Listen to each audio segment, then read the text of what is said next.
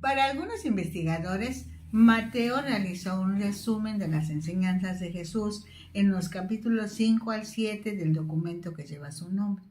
El capítulo 5 inicia con esas sentencias tan estimadas conocidas como las bienaventuranzas, cuya pretensión es que vivamos felices, bienaventurados, al estilo de la vida del reino, que en nada se parece a la manera del mundo que no conoce a Dios.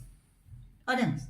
Padre, tú siempre has tenido interés en comunicarte con el ser humano y cuando Jesús vino, quiso enseñarnos la ética del reino, la conducta mejor que tú quieres que observemos aquí como tus representantes, porque somos cristianos, somos la parte humana en donde puedes tú mostrarte a la humanidad. Gracias, Señor, por este código de ética cristiana. O, de otra manera, por esta forma de vivir para los humanos aquí en la tierra que somos tus hijos. Gracias, Señor, en el nombre de Jesús. Amén. Bueno, vamos ahora a Lucas 6, de los versículos 20 al 23. Mateo 5, del 1 al 12. Aunque ya vimos que el sermón todo está desde el capítulo 5 hasta el capítulo 7. La iglesia de Jesucristo nace en el seno judío. Cuando Jesús se decide por los que serán alumnos en el curso que acaba de iniciar, piensa en sus hermanos de nacionalidad. Todos ellos fueron judíos. En Mateo 4:17 leemos el anuncio de Jesús. El reino de los cielos se ha acercado. La pregunta obligada era, ¿qué necesito hacer para ser parte del reino? Con sus enseñanzas, Jesús dijo, sin decir expresamente, las siguientes verdades.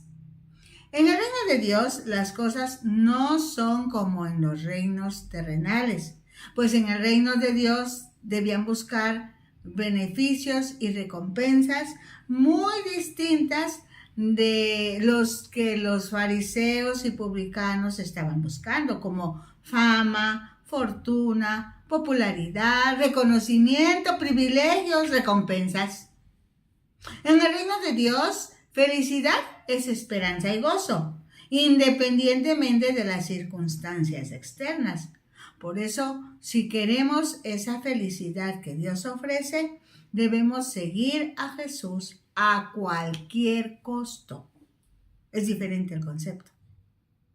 Los capítulos 5, 6 y 7 de Mateo se conocen como el Sermón del Monte, porque Jesús lo pronunció en una colina cercana a Capernaum. Presentaba un desafío a los religiosos de ese momento, pues llamaba a regresar al mensaje de los profetas del Antiguo Testamento, que como Jesús enseñaban que la obediencia de corazón es más importante que la obediencia simple en lo que dice la ley. Hay más de una forma de entender estas bienaventuranzas, como una lista de normas de conducta para los creyentes. Incluye a los discípulos y servidores. Confrontan los principios y valores del reino. El reino es eterno. Con los principios y valores terrenales, lo que es temporal. Comparan la fe de las autoridades religiosas de ese tiempo, fariseos, saduceos, con la fe que Cristo enseña, porque la vive, porque la experimenta. Muestran que en el Nuevo Testamento se ven cumplidas las aspiraciones del Antiguo Testamento. Algo muy importante, todas son vivibles, pues describen lo que cada seguidor de Cristo es. Humilde, arrepentido, profundamente manso, obediente a la palabra, compasivo, perdonador, pacificador, perseguido.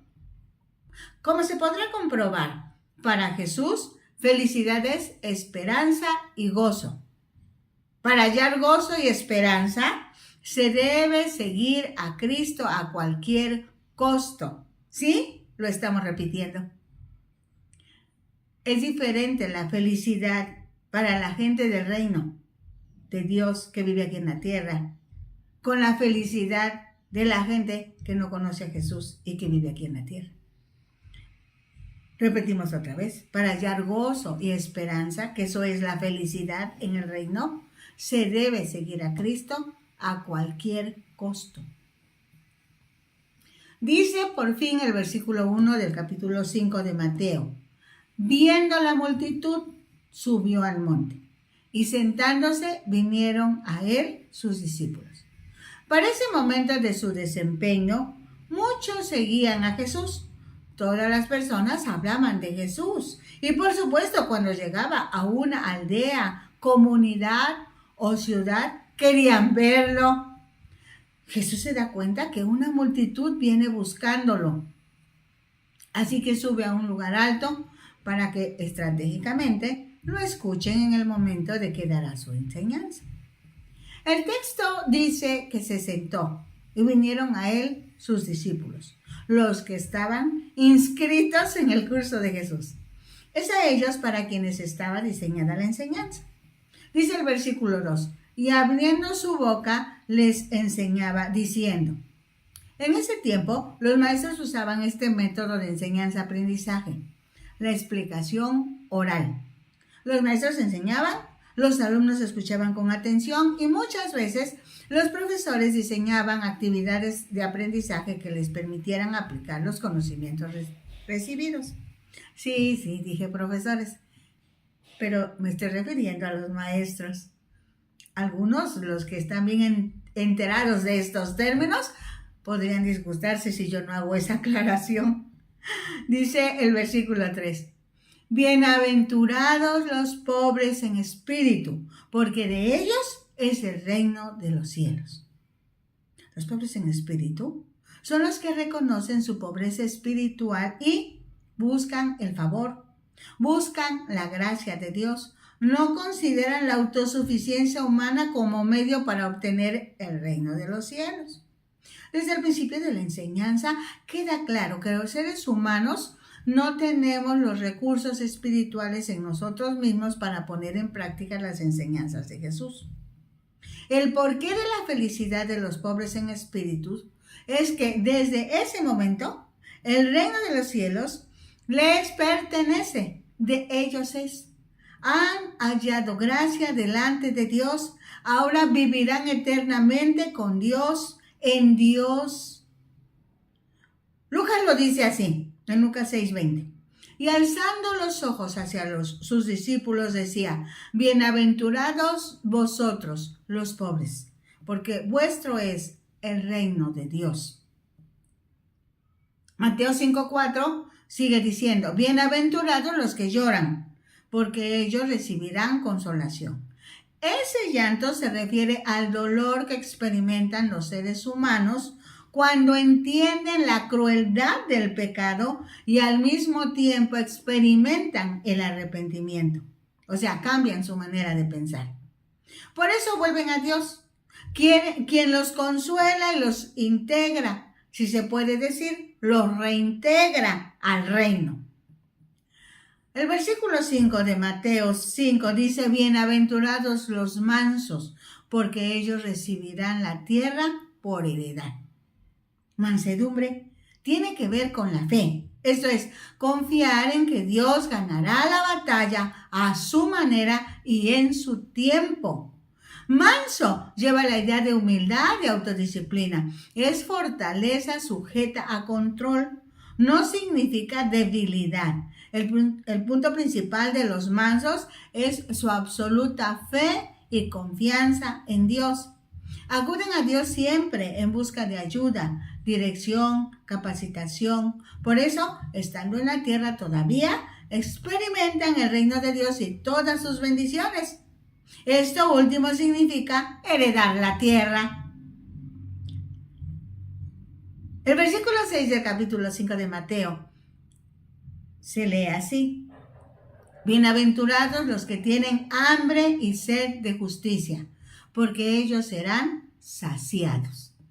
En este contexto, justicia significa obediencia a la palabra de Dios. También podemos decir, justicia es cumplir la voluntad de Dios que está escrita en la palabra. Entonces, hambre y sed de justicia es desear con todas las fuerzas hacer en todo la voluntad de Dios.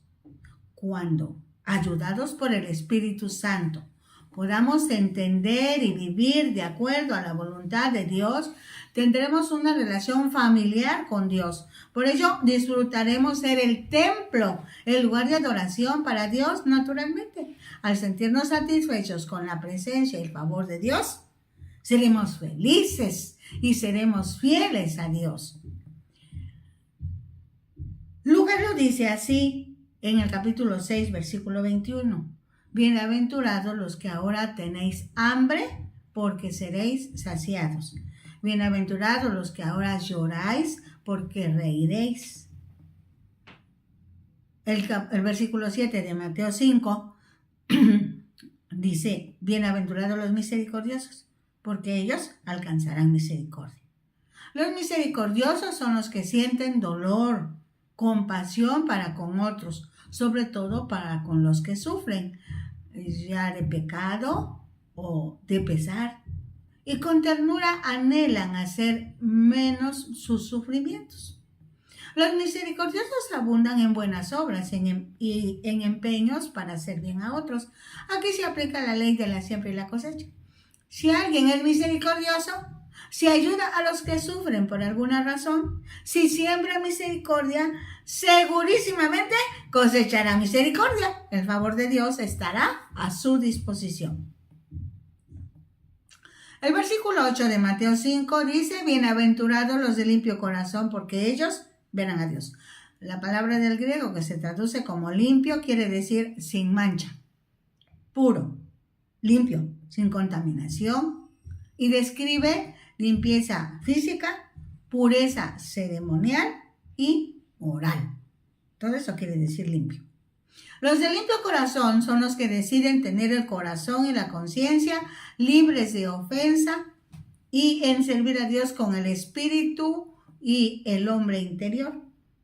A los que tomen esa decisión, Dios se mostrará a ellos. Le podrán ver aquí, ahora y por la eternidad. Dice el versículo 9 de Mateo 5. Bienaventurados los pacificadores, porque ellos serán llamados hijos de Dios. Del griego, la palabra que se tradujo como pacificador significa hacedor de paz. Es alguien que restaura la paz mediante la fortaleza a través de la reconciliación. Quiere decir que ya existe un conflicto y la necesidad es restablecer la paz. Alguien sabe que no solo cómo resolver el conflicto, sino cómo producir un cambio duradero. Habla de hijos adultos, hombre y mujer maduros, experimentados en la relación con Dios, en la vida aquí en la tierra, pero con una relación familiar de padre a hijo, de hijo a padre. Dice el versículo 10 de Mateo 5, bienaventurados los que padecen persecución por causa de la justicia, porque de ellos es el reino de los cielos. Dijimos que justicia es igual a obediencia. Obediencia a la palabra de Dios que está en la Biblia. Entonces, los que padecen persecución, burlas, desprecios por obedecer la palabra, deben sentirse felices, pues en ellos se están reproduciendo las experiencias que vivió el mismo Señor Jesús, quien resucitó de entre los muertos y Dios le dio la máxima autoridad, llevándolo al lado en su trono de gloria. Así hará con los ciudadanos del reino. La Biblia dice que Jesús los presentará delante de su Padre y de los ángeles, pues de ellos también es el reino de los cielos. Mateo 5:11 dice, bienaventurados sois cuando por mi causa os vituperen y os persigan y digan toda clase de mal contra vosotros, mintiendo. Lucas lo expresa así en Lucas 6:22. Bienaventurados seréis cuando los hombres os aborrezcan y cuando os aparten de sí y os vituperen y desechen vuestro nombre como malo por causa del Hijo del Hombre. Gozaos y alegraos, porque vuestro galardón es grande en los cielos, porque así persiguieron a los profetas que fueron antes de vosotros. Esto también lo escribió Lucas en el 6:23. Gozaos en aquel día y alegraos, porque aquí vuestro galardón es grande en los cielos, porque así hacían sus padres con los profetas. Es necesario destacar que Jesús dijo claramente lo que les sucedería a los que decidieran seguirle. Pues no vino para hacer la vida fácil, sino para hacer a la gente grande, digna representante del reino.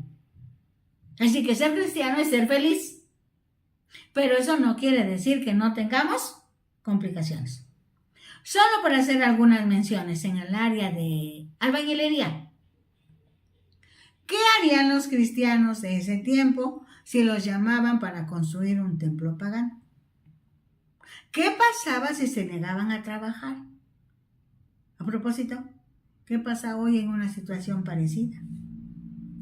Socialmente hablando, la mayoría de las fiestas se celebraban en el templo de algún dios. En la mayoría de las fiestas a ese dios le ofrecían animales de los que una parte se quemaba en los altares, otra parte quedaba para los sacerdotes, otra parte se devolvía al que había traído el animal como ofrenda. De hecho, eso se hacía en Israel. Pero después del sacrificio de Jesús ya no había ofrendas de ese tipo. Hasta hoy, muchas fiestas en las comunidades no pueden ser compartidas por los cristianos. Entonces, era probable que los cristianos no tuvieran vida social. Algo grave se suscitaba cuando un miembro de la familia se convertía en cristiano, pues eso ocasionaba división en la familia, pues al nuevo convertido se le cerraba la puerta de su casa y para esa familia el integrante convertido a Cristo había muerto. En esos días era literal la descripción que una persona debía amar a Cristo más que a su padre, a su madre, su esposo, su esposa, hermano y hermana. La historia relata que en los años en que la iglesia del primer siglo expandió el evangelio, sufrieron terribles castigos. Solo por mencionar alguno, se les echaban a los leones hambrientos. Nerón envolvía a los cristianos en betún y les prendía fuego para usarlos como antorchas vivientes en sus jardines. Los cubría con pieles de animales salvajes y les lanzaban perros de caza para que los descuartizaran. Les sacaban los ojos, les quemaban las manos y los pies y muchos tormentos horribles. La pregunta que surge es, ¿por qué perseguían los romanos a los cristianos? En cierta forma, los judíos habían calumniado a los cristianos. Se les acusaba de prácticas inmorales, asegurando que sus reuniones eran orgías indecentes, pues la reunión semanal de los cristianos se llamaba ágape o fiesta de amor, en donde se saludaban con el beso de la paz, que también se conoce como ósculo santo. Muchos practicaban el abrazo fraterno, además de que entre ellos se apoyaban de muchas maneras, lo que daba lugar a malas interpretaciones. Culturalmente, el emperador romano encarnaba la personificación de Roma, así que llegó a considerársele un dios. Se le daban honores y se levantaron templos.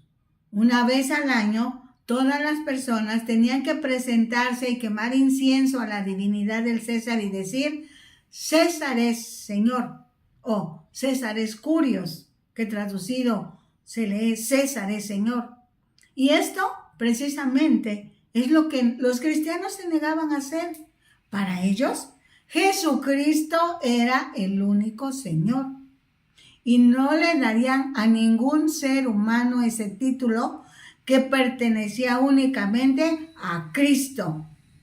El resultado fue que quien no aceptaba que César era Señor quedaba fuera de la ley, por así decirlo, El único error de los cristianos era que colocaban a Cristo por encima del César, y por esa lealtad murieron los cristianos a millares y fueron torturados por causa de la exclusiva supremacía de Jesucristo. Hasta hoy, si alguno sufre por causa de creer en Cristo como su Salvador y Señor, es bienaventurado. Debe considerarse bienaventurado. Le debe dar eso mucha alegría y mucha felicidad. Así que, las bienaventuranzas describen el carácter esencial de los ciudadanos del reino. ¿Lo repito? Las bienaventuranzas describen el carácter esencial de los ciudadanos del reino. ¿Quieres saber cómo debe vivir un ciudadano del reino? Vuelve a repasar las bienaventuranzas. Enseguida encontramos las metáforas de sal y luz, que indican la influencia de los cristianos sobre la sociedad secular a medida que se ponen en contacto con ella. Metáfora es una comparación entre dos cosas que no están relacionadas de otro modo. En una metáfora, las cualidades de una cosa son trasladadas a otra, figurativamente hablando. La sal es un producto común que se usa cotidianamente en la cocina. Tiene muchas aplicaciones: sazonar, dar sabor, conservar, como la carne salada. No sé si algunos de ustedes la conozcan, la consuman, la disfruten. La carne salada es carne a la que se le pone muchísima sal para conservarse. En los tiempos en que no había refrigeración, este método era el que se usaba. En los tiempos de Jesús, la sal se identificaba con la pureza, seguramente por su blancura resplandeciente. De hecho, los hombres la tomaron como digna de ser utilizada en las ofrendas ofrecidas a los dioses. Los judíos también ofrecían sal en sus ofrendas de animales. La sal era usada para conservar, evitaba que las cosas se echaran a perder. La sal detenía la putrefacción. Así, esas características de la sal son aplicables a los cristianos en una sociedad sin pureza, sin sabor, putrefacta, por mencionar algunas. En un mundo ansioso, el cristiano es la única persona que se mantiene serena. Cuando muchos padecen depresión, el cristiano es la única persona que disfruta la alegría de vivir e infunde gozo permanentemente. Cuando el pecado rodea y acecha, el cristiano mantiene su nivel moral y espiritual que sostiene a la sociedad para una convivencia sana, amorosa. Es interesante. Si tienes esas características de los bienaventurados, ahora vas a impactar a la sociedad. Y Jesús usó esta metáfora. Así como los usos y la presión de la presencia de la sal van a hacer efecto en la cocina y en los alimentos que van a nutrir a la gente, así los cristianos tienen ese efecto en la sociedad. Mateo 5:13 tiene otra metáfora. Dice, Mateo 5:13 dice, vosotros sois la sal de la tierra. Pero si la sal se desvaneciere, ¿con qué será salada? No sirve más para nada, sino para ser echada afuera y hollada por los hombres. En los tiempos de Jesús y todavía en algunos lugares de Palestina, los hornos ordinarios están fuera de la casa y se construyen en piedra sobre una base de azulejos para que se conserve el calor. Se pone una capa de sal debajo del suelo del azulejo. Después de un tiempo, la sal se descompone. Se levantan los azulejos, se retira la sal y se esparce en el camino a la puerta del horno. Se tira porque ha perdido su poder para calentar los azulejos. Todo el Nuevo Testamento conserva la idea de que el desastre se da por la inutilidad. O sea, si no le damos a la vida la pureza, el poder antiséptico y la luminosidad que Dios espera que compartamos, no estamos cumpliendo nuestro cometido y vamos al desastre. Ahora sabes por qué la sociedad está así. Porque nosotros, la iglesia, hemos perdido nuestra eficiencia. Dice el versículo 14 de Mateo 5, vosotros sois la sal del mundo. Una ciudad asentada sobre un monte no se puede esconder. Ni se enciende una luz y se pone debajo de un almud, sino sobre el candelero y alumbra a todos los que están en casa. Así alumbre vuestra luz delante de los hombres para que vean vuestras buenas obras y glorifiquen a vuestro Padre que está en los cielos. La expresión buenas obras es muy importante, pues en griego, que es el idioma en que se escribió el Nuevo Testamento, hay dos palabras para bueno o buena. Una palabra que simplemente define la calidad de una cosa como buena y otra palabra que quiere decir que una cosa es no solo buena, sino también hermosa y atractiva. Esa es la palabra kalos. De ahí afirmamos, las buenas obras del cristianismo no solo tienen que ser buenas, sino también atractivas.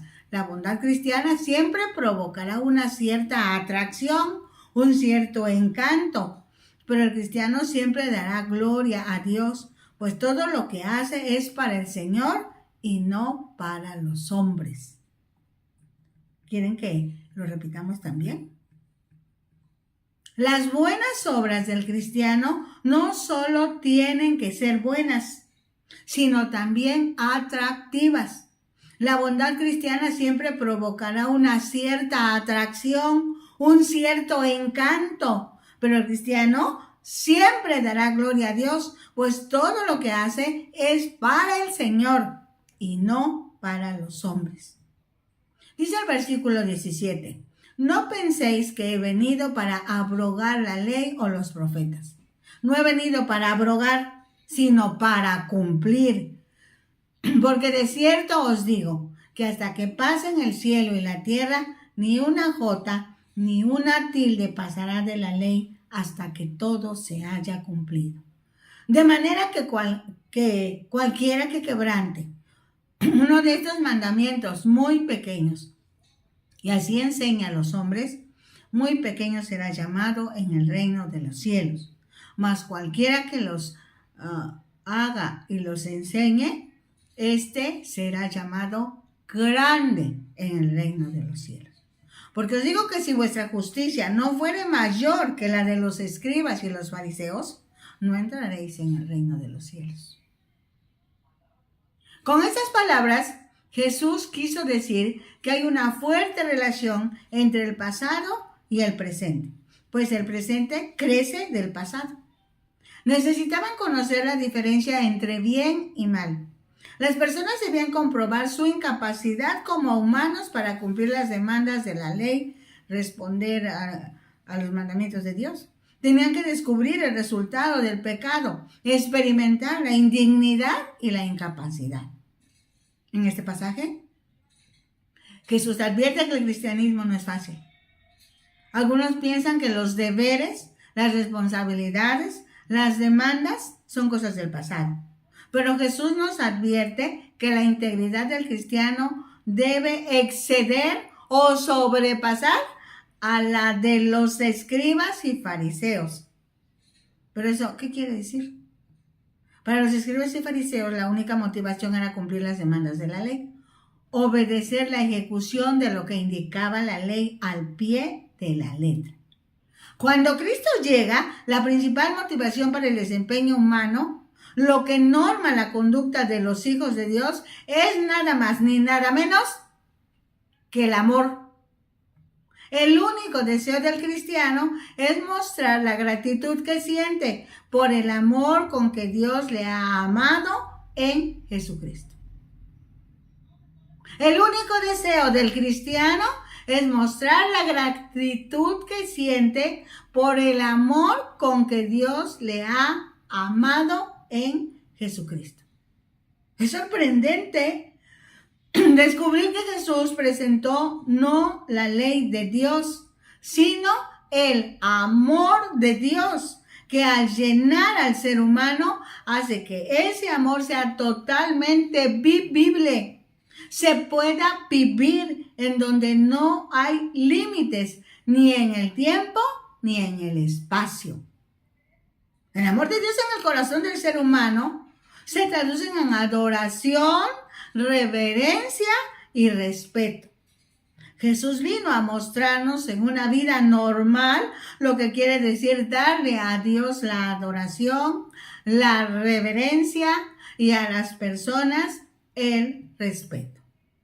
Esa adoración, esa reverencia y ese respeto no consistían en obedecer una multitud de reglas y normas. No consistían en sacrificios, legalismos, prohibiciones, sino en misericordia, en amor, en la instrucción de vivir conforme al amor de Dios, tal como vivió Jesús aquí en la tierra. Obedeció la ley y más. Obedeció la ley y más. Mostró su favor para los necesitados, para los pecadores, para los enfermos. No le importó si era sábado cuando sanaba a alguien, o si no se habían lavado las manos para pronunciar el nombre de Dios, o para llevar alimentos a su boca. En el tiempo de Jesús, los líderes religiosos habían convertido la ley de Dios solo en una serie de reglas que tenían que cumplirse. No estaban llevando a la gente a su propósito original. Jesús habló contra los abusos y exceso a los que estaban sujeta la observación de la ley. ¿Qué les parece? En algún momento nosotros hemos caído en la conducta que tenían los fariseos. Tenemos horarios, tenemos planes, tenemos programas, tenemos requisitos, tenemos castigos, tenemos disciplinas. ¿Y el amor? De nosotros es el reino de los cielos. Dios nos ofrece que le podemos ver. Seamos bienaventurados. Revisemos con cuidado nuestro proceder. Les invitamos para que sintonicen Cristiana Radio y para que estén pendientes sobre todo de la palabra. Compártanla.